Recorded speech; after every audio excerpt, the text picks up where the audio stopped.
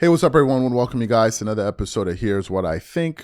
I'm your host, Charles Vance. We will discuss everything from current events, economics, politics, and how it all relates to business and life. And today we got a hell of a show for you guys here. But before we get into it, please make sure you like the video and subscribe to the channel. Well, folks, we are back again.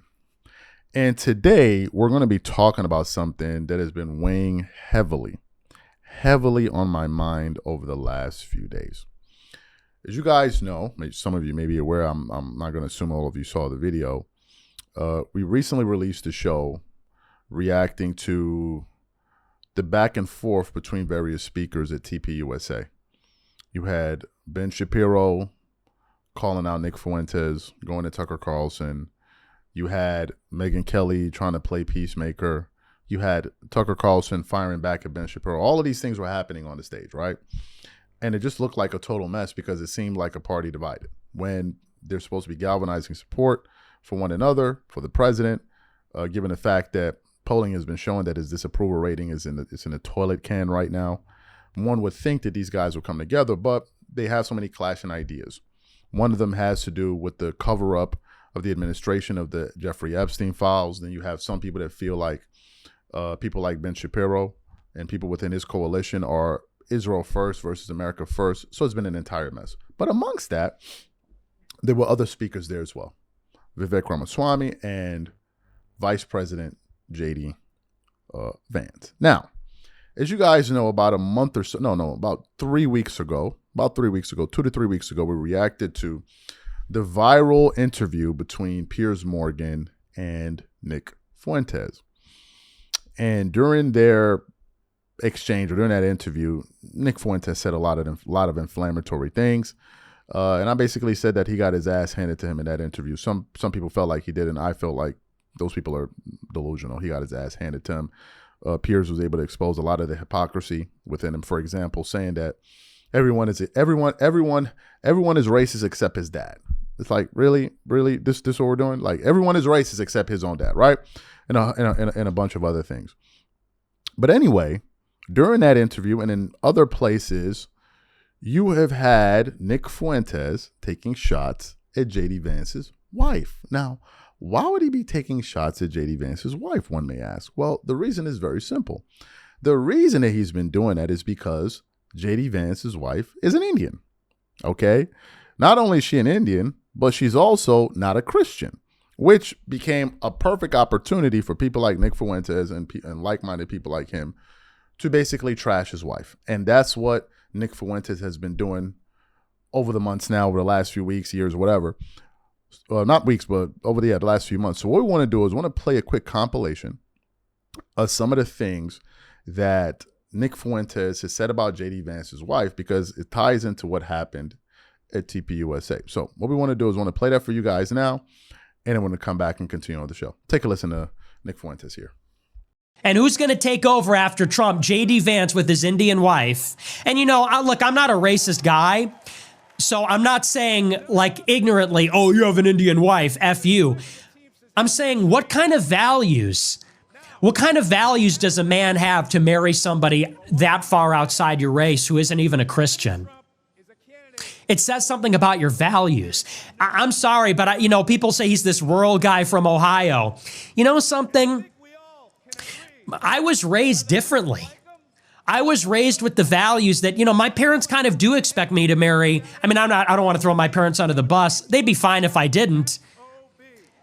But it is a value that you marry someone that's like you. You marry someone that's like you. You marry someone that's like the kind of people that you grew up with and like your parents. And you marry a Christian. What kind of man marries somebody that isn't a Christian? What kind of man marries somebody named Usha? Clearly, he doesn't value his racial identity, his heritage. Clearly, he doesn't value his religion. He doesn't marry a woman that professes Jesus Christ. What does that say about him? So all they talk about is going to the gym, being a vitalist, fighting the Matrix, India smells bad, all this kind of shit. And now they're all in favor of a fat race mixer who's married to a Jeet who named his son Vivek, who was mentored by a Jewish neocon and a gay Fed, Peter Thiel, and the guy's in bed with Israel. And that's your guy? And I'm the controlled opposition. Really? Your guy is literally a fat gay race trader who married a Jeet, who works for a gay Fed, a Fed informant, a CIA contractor, mentored by a Jewish neocon, and the dude's in bed with Israel. And he wears eyeliner. You know, so Andrew Tate said the Groypers need to go to the gym. Dude, JD Vance needs... JD Vance also has a non-white wife, an Indian wife, and a kid named Vivek. All his kids have Indian names.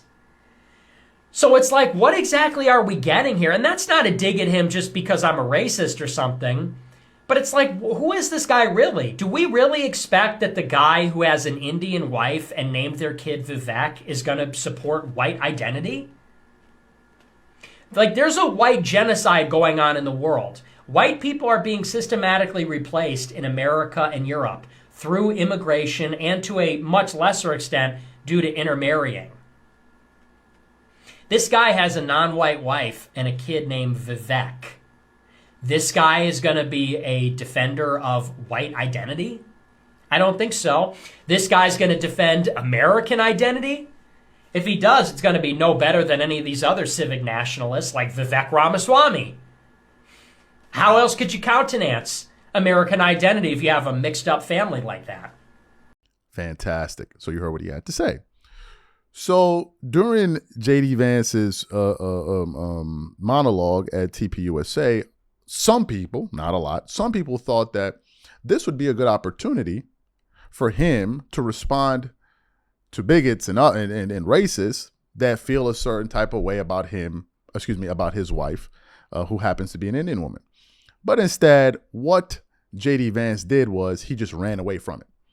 He didn't really want to address it on stage. He addressed it somewhere else, which we're going to get to momentarily, but he didn't address it on the stage because he knew that if he really said what he wanted to say, he may alienate some of the people in the audience. But there was one person that did decide to stand up for JD Vance's wife. Can you imagine a married man?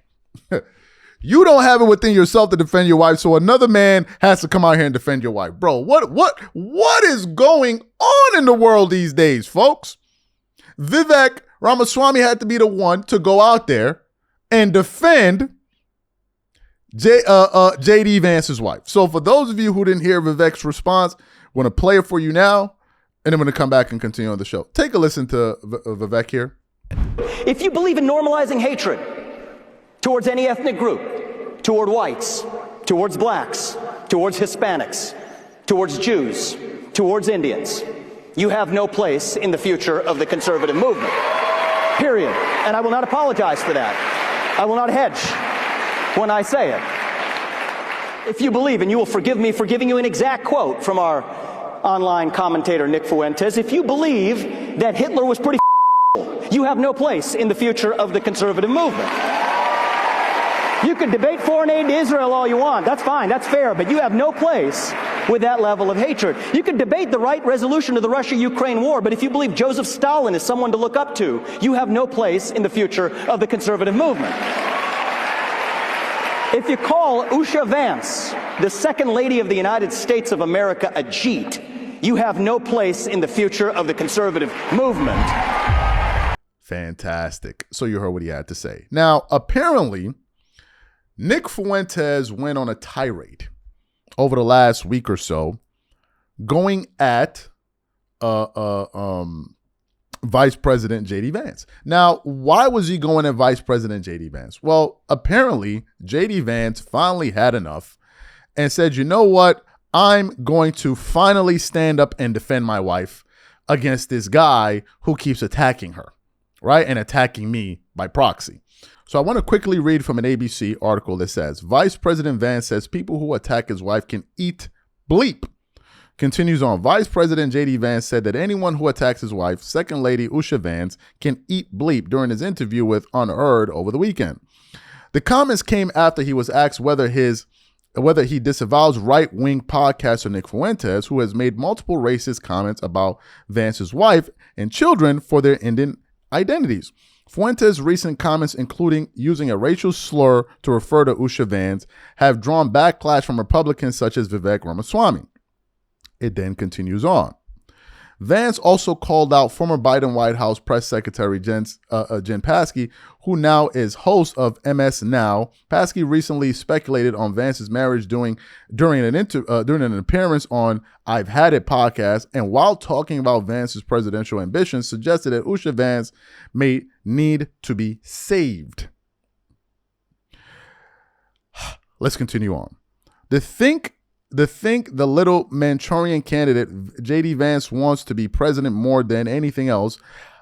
I always wonder what's going on in the mind of his wife. Are you okay? Please blink 4 times. Come over here. We will save you. And that he's willing to do anything to get there, Psaki said on the show. Vance told Unheard, on Fuentes, I've criticized him in the past, but let me be clear. Anyone who attacks my wife, whether their name is Jen Psaki or Nick Fuentes, can eat bleep. That's my official policy as vice president of the United States, and my attitude towards anybody, again, who is calling for judging people based on their ethnic heritage. Whether they're Jewish or white or anything else, it's disgusting. We shouldn't be doing it. Now, what are my thoughts about this? J.D. Vance seems like a very confused man.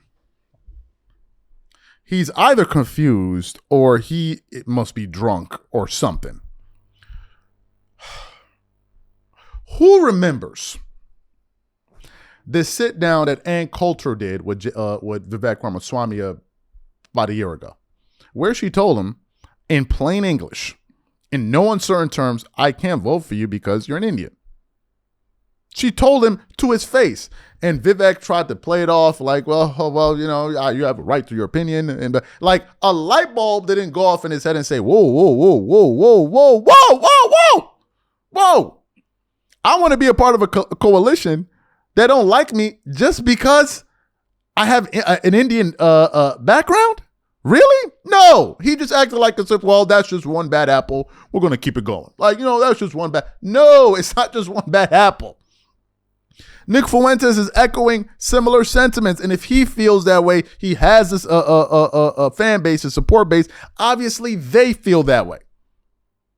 But the bigger issue is J.D. Vance was not going to call out these people by name and defend his wife on that. He wasn't going to do it. Why?